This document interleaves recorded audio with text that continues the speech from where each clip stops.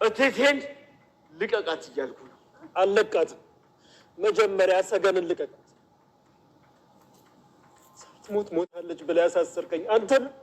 እድሜ ልኬን እንድታሰር የፈረድክብኝ አንተ ነህ። አላውቅም። ይቺ ጠኒማም የኔ ሚስት ናት። ያንተ ሚስት አለች። ተሳስተህ ነው። አሁን እናቴ እዚህ ነኝ ያለሁት፣ እዚህ ነኝ። አንቺ እዚህ ነኝ። እባክህ ነው እና ከዚህ አውጣኝ። አልሞትኩኝም፣ አልሞትኩም።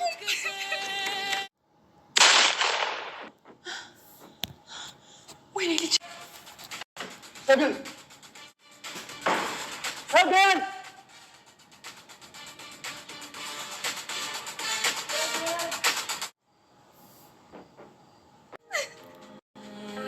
አለው። ሰገን ደርሼልሻለሁ። ሰገን ላድንሽ መጥቻለሁ። ሰገን ኦኬ፣ አሁን ገባኝ። ለካ ገዳያው ፍቅረኛዋ ነህ። ሰው አለማወቅ ቆጨኝ። የት ነበር ማውቅ እያልኩ ነበር አይደል? አንድ ጊዜ ብቻ ነበር ያየው። በጣም ደደብ ነህ። እንኳን በደህና መጣ። አለቃትም። ይኸውልህ አንድ እርምጃ በትጠጋኝ የእናትህን አንጀት ዘረግፍልሃለሁ። መጨረሻም እንግዲህ ሰገን የራሱ ሰገን እንደሆነች ያረጋግጧል። እንግዲህ ድምጿንም ሰምቷታል ማለት ነው። እስካሁን በስልክ ነበረ ድምጿንም የሰማው የሱንም ነገሩ ያየው፣ ግን አሁን በእርግጠኝነት ማለት በቃ ሰገን ብሎ ሲጠራት እሷም እንግዲህ የመጀመሪያ ብላ ጠርተዋለች።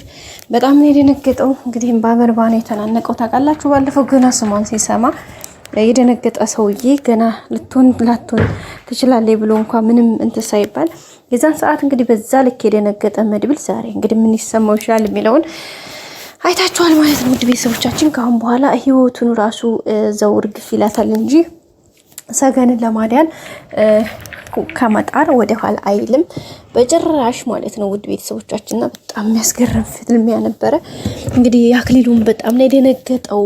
እንግዲህ ድንገት ዘሎ ታውቃላችሁ ጉሮሮውን ያነቀውና ያ ነገር መፈጠሩ በቃ አክሊሉን በጣም ግራ ገብቶት ነበረ እና በመጨረሻ እንግዲህ ያው ከወደቀበት ወይም ደግሞ ራሱን ስቶ ከወደቀበት አክሊሉ ተነስቶ ወደ ራሱ ሲመለስ ሲሄድ እንግዲህ እናቱን ይዞበት ነበረ።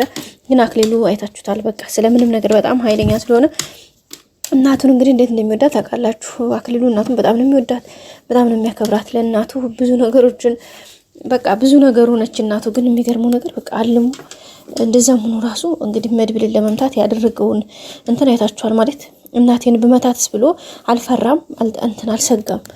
በቃ ቀጥታ እርምጃ ለመውሰድ ነው የወሰነውና ከዛ ግን እግዚአብሔር ይመስገን ያው እንግዲህ ቴቴም ሳትጎዳ ተርፋለች።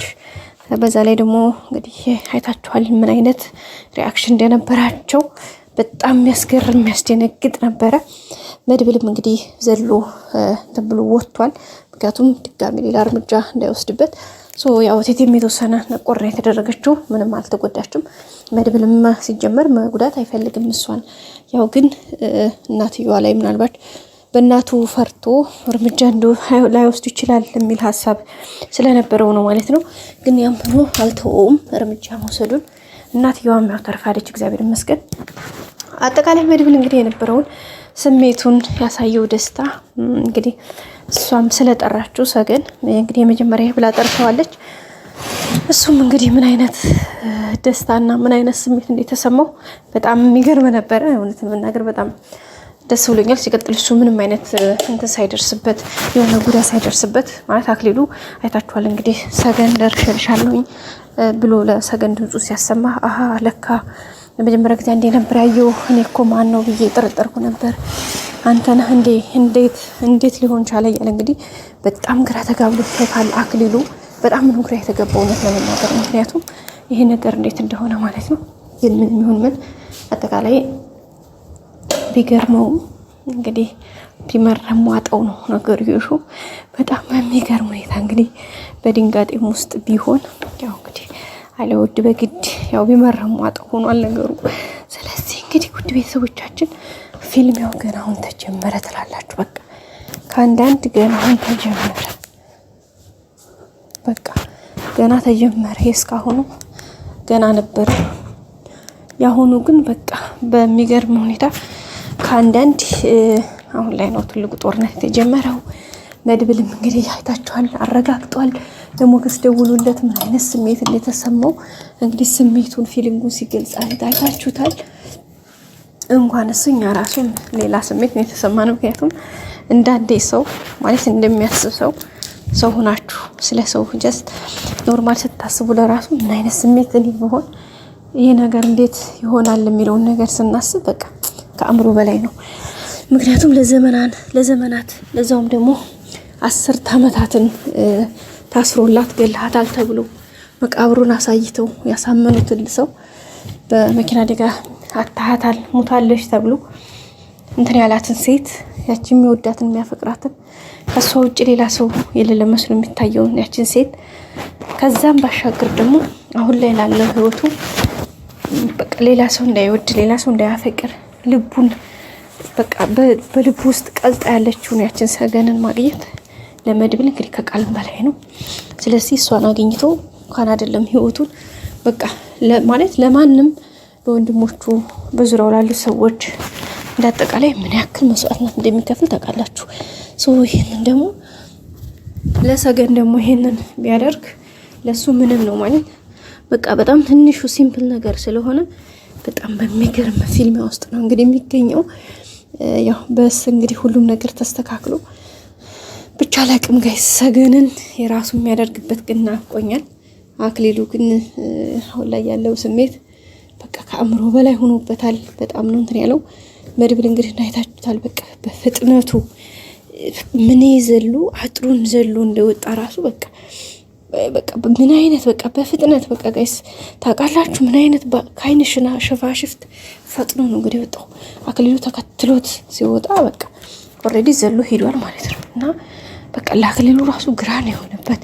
አንደኛ እሱ መሆኑ በህይወት መኖሯን እንዴት አወቀ የሚለው ነገር፣ ሁለተኛ ደግሞ በዛ ቅጽበት እንደዛ አድርጎ ያንን ችግር ፈጥሮ ለአንዴ ደግሞ አምልጦት መሄዱ በጣም ግራ ገብቶታል። ያው እንግዲህ እዚህ ጋር በጣም ከባድ ችግር ውስጥ የገቡት መርዞ ደላላው ምስኪን አሳዝነኝም አዝናናኝም። ወይኔ መርዞና ኤፍራታ እኮ ጋይስ ዘና ነው የሚያደርጉኝ። መቢዲ የዛሬው ማይል ይሄ ነበር መርዞ ምስኪን።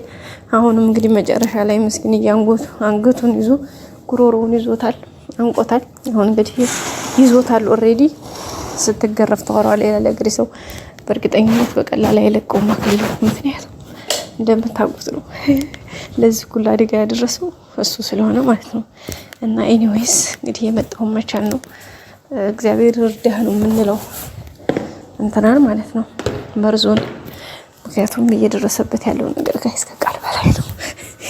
ወይኔ ጉዴ! የምር በጣም ነው ዘና ያደረገኝ ያሳቀኝ የምር ማኑ ስሪስ። ግን ደግሞ ከሳቁ በስተጀርባ ደግሞ አያሳዝንም? በጣም ነው የሚያሳዝነው። ከሁኔታው አንጻር በጣም ነው ያሳዝነኝ። ምክንያቱም በማያውቀው ነገር እንግዲህ ለዛች ለስራ ብሎ ለኮሚሽን ብሎ ነው እንግዲህ ሁሉ መስዋዕትነት እየከፈለ ያለው ለትንሽ ሳንቲም ለትንሽ ብር ብሎ የሚያክል መስዋዕትነት መክፈል በጣም ከባድ ችግር ነው። ግን ደግሞ ምንም ማድረግ አይቻልም፣ ገብቶበታል።